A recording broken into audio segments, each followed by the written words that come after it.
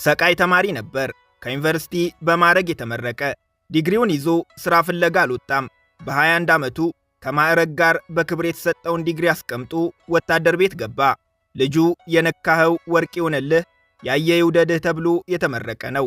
ተራ ወታደር እያለ ሰላም አስከብር ብለው ጎረቤት አገር ማሊ ቢልኩት በባዕድ አገር ከወታደሮች ሁሉ ተወዳጁ ሰው ሆኖ አረፈው። የዳሚባን አስተዳደር አስወግዱ ዋጋዱጉ ሲገባ የሀገሩ ልጆች ጮቤ እየረገጡ በፍቅር ነበር የተቀበሉት።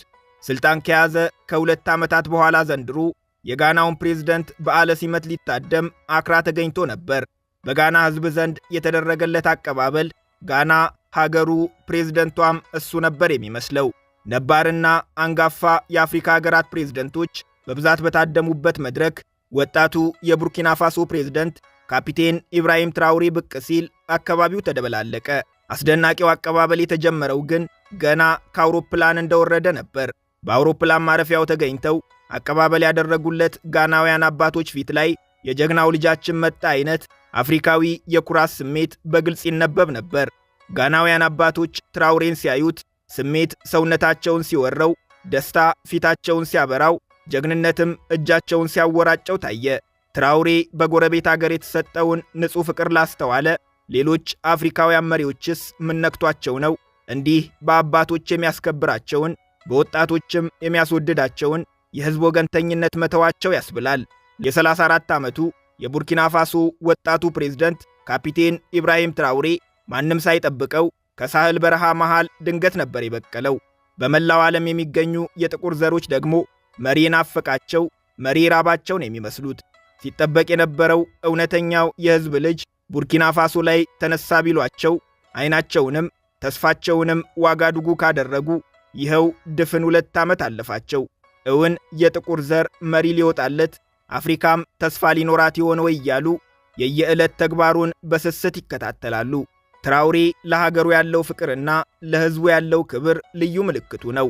የአፍሪካ መሪዎች የተካኑበትን ለልመና እጅ መዘርጋትን አምርሮ መጸየፉ፣ የባዕድ አገራት ተጽዕኖን መቃወሙ፣ የሚመራው ሕዝብ በሰላም ውሎ መግባቱና በልቶ ማደሩ የሚያስጨንቀው ሰዋዊ የርኅራሄ ባህሪ ያለው መሆኑ የአፍሪካ የወደፊት ተስፋ፣ የጥቁር ዘር የመቻል ምልክት አስብሎታል። በሀገሩ ሕዝቡ ይወደዋል። የመላው አፍሪካ ወጣቶችም በፍቅሩ ወድቀዋል። የጥቁር ዘሮች ባሉባቸው የዓለማችን አገራት ደግሞ ከክፉዎች ዓይን እንዲሰውረው ጸሎትም ዱዓም ይደረግለታል። ኢብራሂም ትራውሬ ታዋቂ ጀነራል አይደለም። በቡርኪና ፋሶ የመከላከያ ሚኒስቴር ውስጥም ሀገራዊ ሥልጣን አልነበረውም። መፈንቅለ መንግሥት አድርጎ የፕሬዝደንትነት መንበሩን የተቆጣጠረው በሰሜን ዕዝ ስር የ10ኛው ፈጥኖ ደራሽ ክፍለ ጦር አዛዥ ተደርጎ በተሾመ በዓመቱ ነበር። ነገሩ እንዲህ ነው።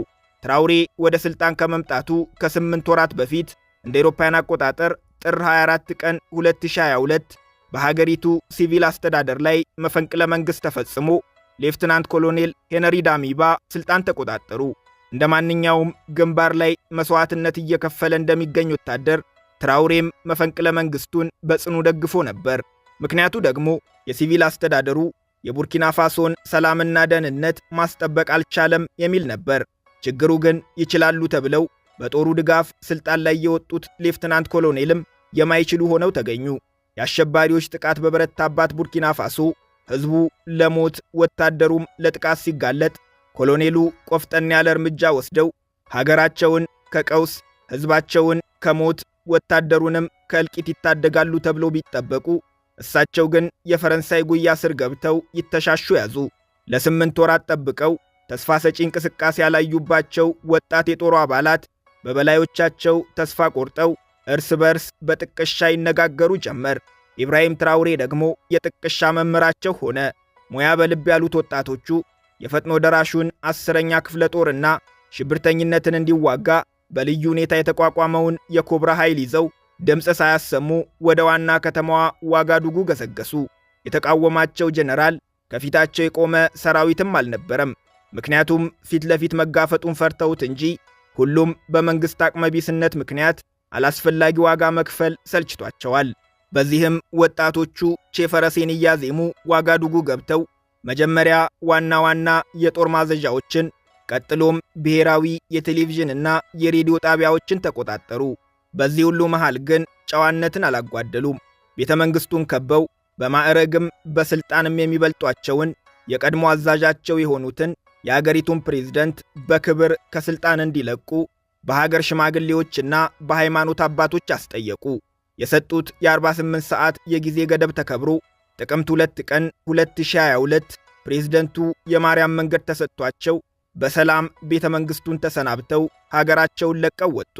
የቡርኪና ፋሶ ሕዝብ ማን እንደሆነ እንኳን በቅጡ የማያውቀውን ወጣቱን መሪ በአፍሪካዊ የዋህነት ተስፋ ሰንቆ በደስታ ነበር የተቀበለው።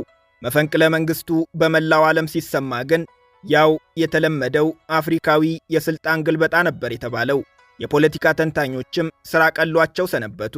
ለትንታኔ የማያስቸግረው ሳይጀመር ፍጻሜው የሚገመተው ከአፍሪካ የፖለቲካ ቲያትሮች የአንዱ ትዕይንት እንደተከፈተ ቆጥረው መጨረሻውን ይተነብዩ ጀመር። እየመጡ እንደሄዱት እየተቀበልን እንደሸኘናቸው እንደተለመዱት የአፍሪካ መሪዎች ከሕዝቡ ጋር የገባው የወረት ፍቅር ተሟጡ። ሕዝቡ የቃላት እሱም የጠመንጃ ቃታ የሚስቡበት ቀን ሲጠበቅ ግን ልጁ ግምቶችን እያፋለሰ መላምቶችን እያፈረሰ ሀገሩን ማንም ባልጠበቀው አዲስ ጎዳና ይመራት ጀመር። ድሉ እየተከተበ ውሎው እየተዘገበ ወሬው ሲዛመት ዝናው ከሀገሩ አልፎ በመላው አፍሪካውያን ወጣቶች ዘናኘ። የኋላ ታሪካቸው የሚስባቸው፣ ጥቁርነታቸው የሚያስጠቃቸው የአሜሪካ፣ የካሪቢያን ደሴቶች፣ የአውሮፓና የኤዥያ ጥቁሮችም ታሪኩን ከሰሙበት ዕለት ጀምሮ ጆሮአቸውን ዋጋዱጉ ጥለው እያንዳንዷን ዜና በስስት ይከታተሉ ያዙ። እሱም አላሳፈራቸውም። መጀመሪያ ላይ ወጣትነቱ ከአፍሪካዊ መሪነቱ ጋር ተዳምሮ በሥልጣኑ ምን ያህል ይምነሸነሽበት ይሆን ነበር ጥያቄው። እርሱ ግን ሌላኛውን መንገድ መረጠ። ከአዲስ መኪና ጋር የሚነሳው ፎቶ ሲጠበቅ አዲስ የመኪና ፋብሪካ ያስመርቃል። ከየትኛው ሀገር ጋር ተሻርኮ የሀገሩን የወርቅ ማዕድን ያዘርፍ ይሆን ሲባል እንኳን ከነመሬቱ አሳልፎ ሊሰጥ ጥሬ ወርቅ ከሀገር እንዳይወጣ በሕግ ከልክሎ በሀገር ውስጥ የወርቅ ማቀነባበሪያ ፋብሪካ ይከፍታል። ወዲህ ሀገሩ በምግብ እህል ራሷን እንድትችል ስትራቴጂ ቀይሶ ለሀገሬው ገበሬ ትራክተር ያድላል። ወዲያ አንዴ የዱቄት አንዴ የቲማቲም ማቀነባበሪያ ፋብሪካዎችን መርቆ ይከፍታል። በግራና በቀኝ የመሠረተ ልማት ግንባታውን ተያይዞታል።